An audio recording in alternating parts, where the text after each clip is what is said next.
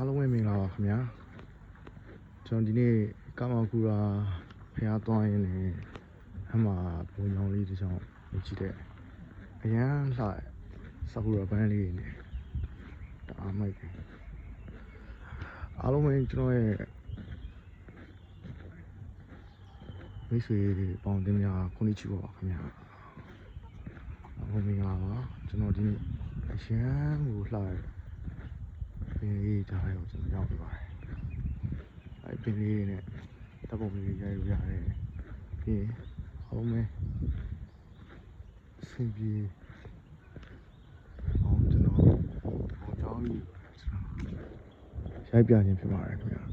ကျွန်တော်နိုင်ငံကဘောကြောင်းအကြီးပါဘောကြောင်းအကြီး